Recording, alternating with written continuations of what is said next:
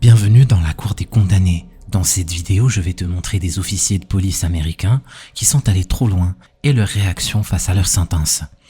À West Palm Beach, Floride, le tribunal du comté de Palm Beach a été le théâtre d'un procès marquant, celui de l'officier de police Nouman Raja. Ce dernier a été condamné pour 2 chefs d'accusation graves, homicide involontaire par négligence coupable et tentative de meurtre au premier degré avec une arme à feu. Cette affaire a commencé dans la nuit du 18 août 2015, lorsqu'une tragédie a eu lieu sur une autoroute de Floride.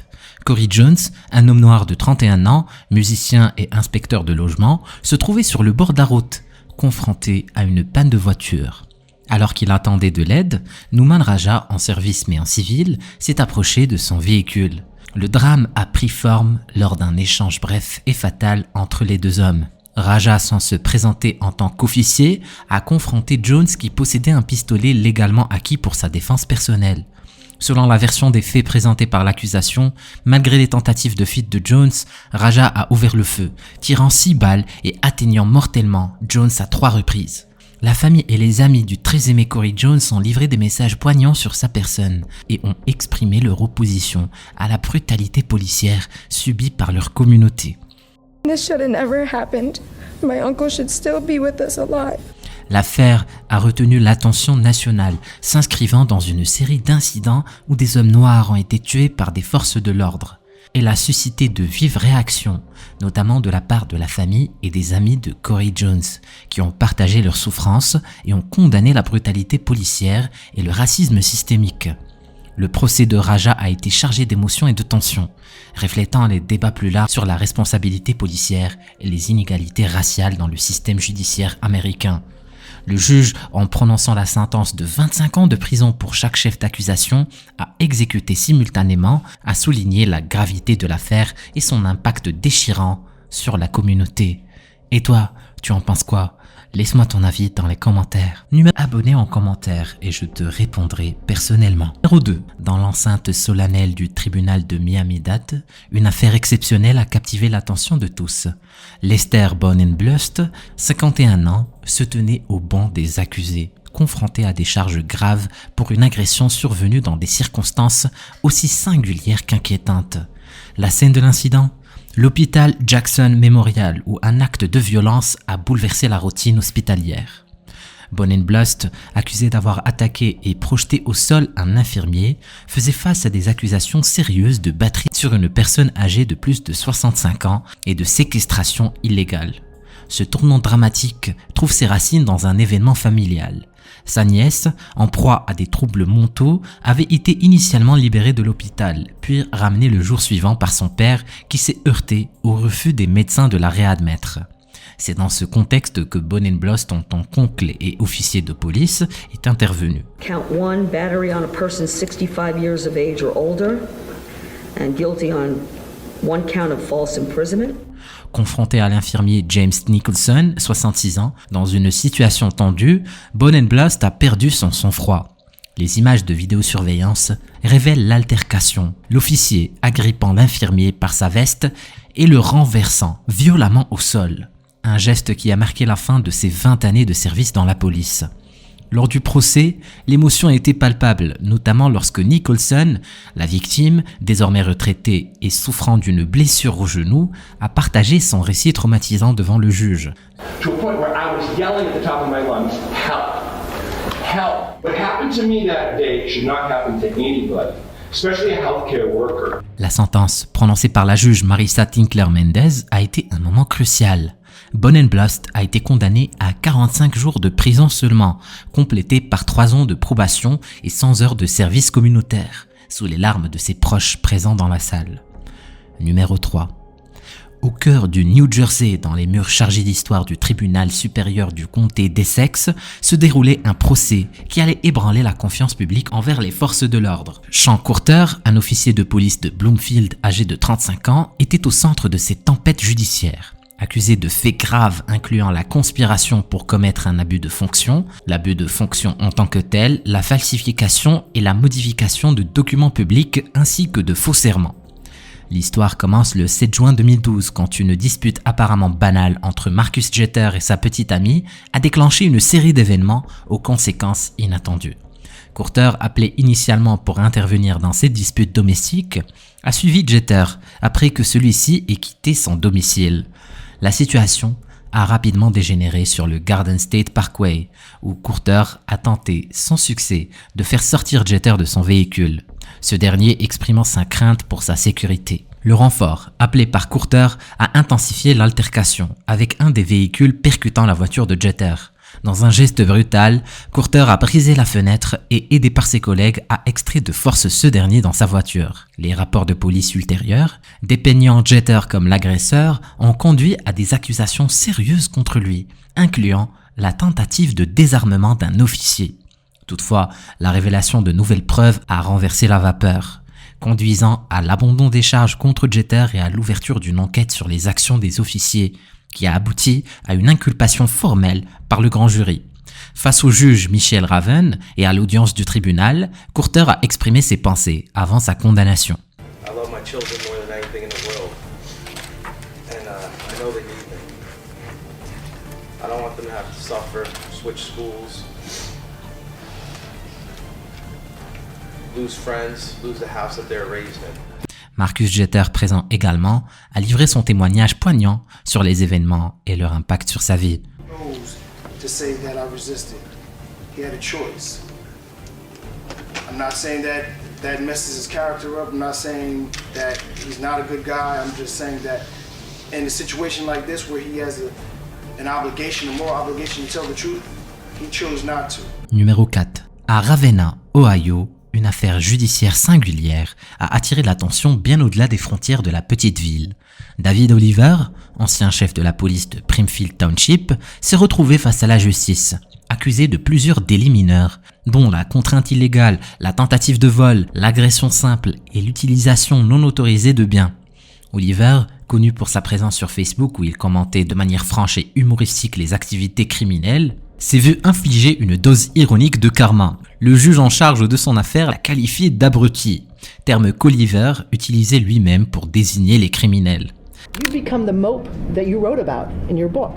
Face au tribunal, Oliver a manifesté une résistance visible en plaidant sans contester à des chefs d'accusation, incluant la tentative de vol en fonction, l'agression physique et sexuelle impliquant une collègue.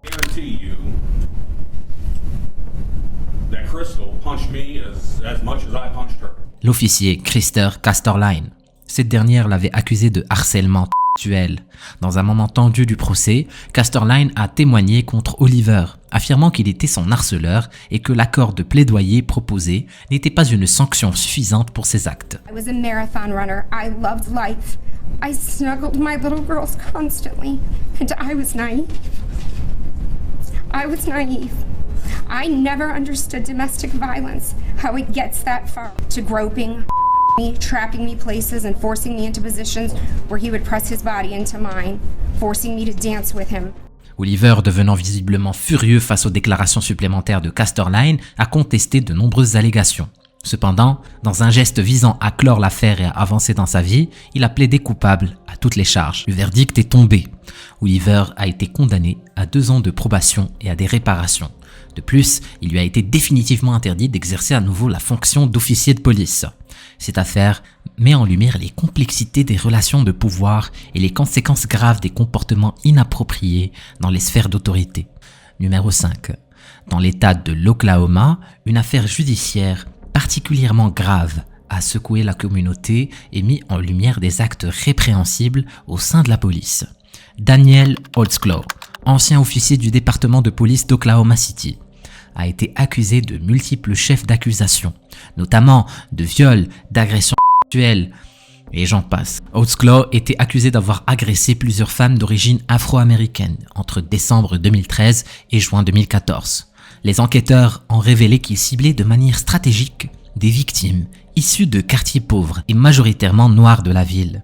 Il utilisait ses accès aux dossiers de la police pour sélectionner des femmes ayant des mandats d'arrêt en cours, des contraventions de stationnement impayées ou d'autres antécédents judiciaires, les rendant ainsi plus vulnérables à ces attaques et à ces manipulations. This jury finds you guilty of the various counts. You will be remanded to the custody of the Oklahoma County Sheriff for formal sentencing set January 21st, 2016 at 10 o'clock a.m. Mis en congé payé jusqu'à ce qu'il soit finalement inculpé en août 2014, Holsclaw a été licencié du département de police d'Oklahoma City en janvier 2015. Son procès a commencé le 2 novembre 2015 et malgré ses plaidoyers d'innocence face à toutes les accusations, le 10 décembre 2015, ce dernier a été reconnu coupable de 18 des chefs d'accusation. Le jury a recommandé une peine exceptionnellement lourde, 263 ans de prison, insistant sur le fait que des preuves avaient été dissimulées à la défense. L'avocat de Holsclaw a demandé un nouveau procès, mais cette requête a été immédiatement rejetée par le juge. Cette affaire a profondément marqué l'opinion publique, soulevant des questions sur l'abus de pouvoir, la confiance envers les forces de l'ordre et la vulnérabilité des communautés défavorisées face à la justice. Numéro 6. Michel Dutroux, et non Dutroux. Un ancien policier d'Edison s'est retrouvé au cœur d'un procès pour des actes de vengeance calculés et malveillants contre d'autres officiers, qu'il estimait l'avoir lésé au cours de sa carrière. Il a été arrêté pour avoir incendié la maison de son superviseur et a été inculpé de plusieurs chefs d'accusation graves, dont tentative de meurtre, incendie criminel aggravé, inconduite officielle, conspiration pour altérer un témoin et conspiration pour représailles. Les charges de tentative de meurtre et d'incendie criminel se rapportent spécifiquement à l'incident du 23 mai 2013, lorsque Dutroux a allumé le feu à la maison de son superviseur avec 2 bouteilles remplies d'essence. Au moment de l'incendie, le superviseur se trouvait à l'intérieur de la maison avec sa femme, ses 2 enfants et sa mère âgée de 82 ans. Heureusement, bien que la maison ait été gravement endommagée, aucune victime n'a été déplorée. Durant le procès, qui a duré près d'1 heure, Dutroux est resté d'un silence glacial tandis que le juge partageait ses réflexions. Because of what this individual has done, because of him and people like him, victims are afraid to come forward. Les accusations de tentative de meurtre et d'incendie criminel ne représentaient qu'une partie des ennuis juridiques de Dutroux. Dans l'affaire d'inconduite officielle, il était accusé d'avoir consulté des dossiers de police et informé sa femme au sujet de rapports liés à un incident de crevaison de pneus impliquant une femme avec laquelle il aurait eu une relation. Dutroux a également plaidé coupable à une accusation de conspiration, admettant avoir cherché à se venger d'un officier de police de North Brunswick qui avait verbalisé une autre personne pour conduite en état d'ivresse. Dutroux ne semble pas être le genre d'homme à laisser la vengeance entre les mains de la justice. Le verdict est tombé. Dutroux a été condamné à 20 ans de prison pour tentative de meurtre, 10 ans pour incendie criminel aggravé, 10 ans pour inconduite officielle et 5 ans pour conspiration pour altérer un témoin et 18 mois pour conspiration pour représailles. Toutes ces peines seront exécutées simultanément. Cette affaire met en lumière les conséquences dévastatrices des actions motivées par la vengeance et l'abus de pouvoir au sein des forces de l'ordre. Numéro 7.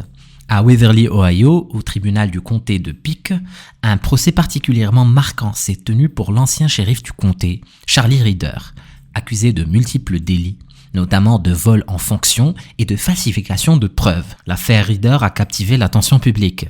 Reeder a été accusé en 2019 de détournement de fonds provenant de saisie de drogue pour alimenter son addiction chronique au jeu d'argent. Environ 5 000 $ auraient été détournés. Une somme que Reeder a tenté de justifier de manière peu convaincante. Au tribunal, il a affirmé avoir utilisé l'argent des enquêtes sur les drogues pour aider la communauté. Une affirmation accueillie avec scepticisme. Avant son jugement, Reeder a livré un discours émotionnel, les larmes aux yeux, implorant le juge de ne pas le condamner à une peine de prison. I stand here before you today to take accountability for my actions. As a sheriff of Ohio, I shed bad light on the office of sheriff. Cependant, le juge, peu impressionné par son plaidoyer, a posé une question cruciale dans le cadre de son accord de plaidoyer. And the denominations did not match what was taken at the crime scene or from those individuals. I guess why did you take the money? En conséquence, Reeder s'est vu interdire de travailler pour tout bureau public dans l'Ohio. La sentence a finalement été prononcée. Reeder a été condamné à un total de 6 ans et demi de prison. Cependant, puisque les peines seront exécutées simultanément, il ne passera que 3 ans derrière les barreaux. Le cas de Lisette Gonzalez au tribunal du comté de Séminole offre un récit captivant et chargé d'émotions. mettant en lumière les complexités et les subtilités du système juridique. Au cœur de cette histoire se trouve Lisette González, une femme de 46 ans prise dans une bataille judiciaire après avoir été accusée de conduite en état d'ivresse. I wish you no ill will, and you'll never know what you've done to me until you have children of your own. Les procédures cruciales se sont déroulées au tribunal du comté de Seminole à Sanford, où González a fait face à un procès d'1 jour. L'officier Wagner, une figure clé dans ce drame, l'a accusé de conduite en état d'ivresse. Le jury, après avoir délibéré sur les preuves présentées, a trouvé González coupable. Cependant, l'affaire a pris un tournant inattendu lors des derniers moments du procès. Was there ever anything other than that bag, same bag being palmed in your hand that you later put in her purse and acted like you found out of that purse? Okay, so what you just presented to this jury is absolutely absurd and not factual at all. L'avocat de González, dans un effort de dernière minute, a souligné un manque crucial dans le processus. González n'avait pas subi de test d'alcoolémie, ni de prélèvement sanguin pour prouver de manière concluante son taux d'alcoolémie. Pourtant, malgré ce manque de preuves concrètes, l'officier Wagner a affirmé qu'elle était au-dessus de la limite légale. Cette révélation a mis en lumière des disparités procédurales significatives et a soulevé des questions sur la validité de la condamnation. Dans un geste rare dans les procédures judiciaires, l'avocat de González a audacieusement demandé au juge d'annuler le verdict du jury et d'acquitter sa cliente. Cette demande a préparé le terrain pour un échange tendu et animé entre le juge et le procureur, soulignant les enjeux élevés et l'intensité émotionnelle du moment. Wait a minute. Did you hear the uncontroverted testimony of this officer? Your Honor.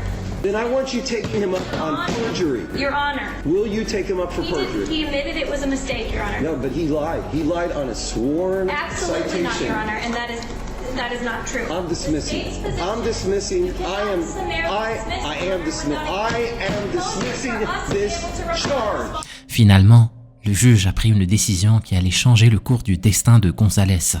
Dans un revirement remarquable, le juge a rejeté l'accusation et a accordé à González un jugement d'acquittement, la libérant effectivement de toutes les charges.